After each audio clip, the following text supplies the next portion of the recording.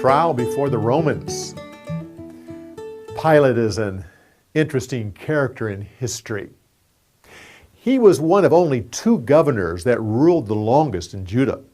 Most governors lasted for about 2 years. Pilate ruled for 10 years.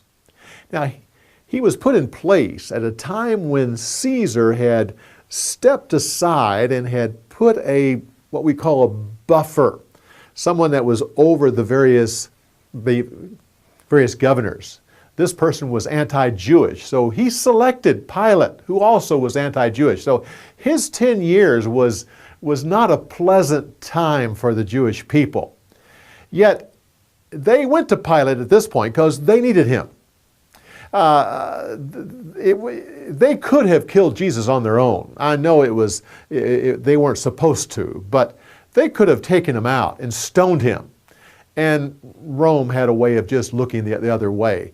But they didn't want him stoned. They wanted him to die on a cross because it was a curse to die on a cross. They wanted Jesus to die a cursed death, and only Pilate could do that. So they took Jesus from the house of Caiaphas, took him north up to the Roman fortress. Pilate was staying there, could have been staying there. He also could have been staying at Herod's palace, which is the west side of the city of Jerusalem on the wall. But more than likely, he was at the Roman fortress because there was a little bit of problems between him and Pilate at that point. Just like the Jews, they violated a lot of their own laws to try Jesus as quickly as they did and during the night. But also Pilate was sidestepping some of the normal ways that Romans tried people. Yet the Jewish people knew that Pilate often made exceptions to the rules, and they thought they could rely on him to do that here as well. When it came time for Pilate to send Jesus to Herod, Herod had 2 palaces there in town, but more than likely it's thought that he was in that western one, or the one on the west side of the city. While he was there, it's noted in the story that Jesus wouldn't talk to him. One of the few people in history that Jesus won't talk to. Remember, this is the Herod who had killed John the Baptist. And Jesus, his human side, was very moved by this and very grieved on it. He refused to talk to Herod. Well, he's sent back up to the fortress, goes back up where he is tried. Now we see the crowd outside crying, "Crucify him, crucify him." A lot of people note, well, this is the same crowd that a week before was saying, "Make him king, Hosanna in the highest." You have to remember, that's a different crowd. This crowd here was handpicked. These were people that, first of all, worked for the Sadducees and the Pharisees.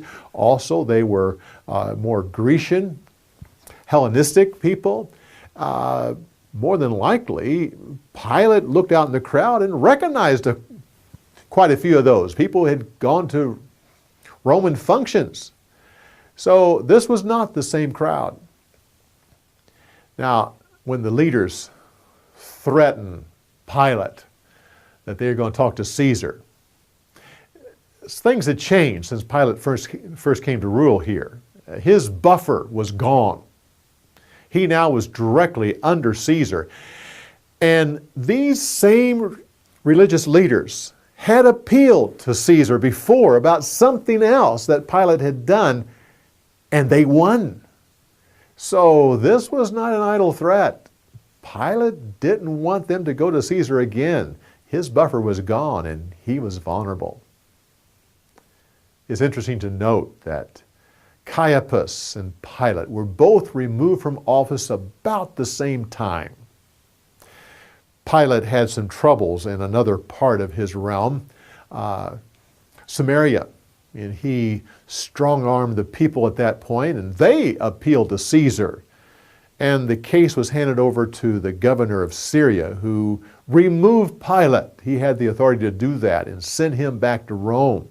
Later on, he went down to Jerusalem, and he removed Caiaphas. He then lowered the people's taxes and did a lot of pro-Jewish things at that time, which brought favor to the people. Pilate stood before Caesar, actually a new one. The old Caesar died while Pilate was on his way to Rome.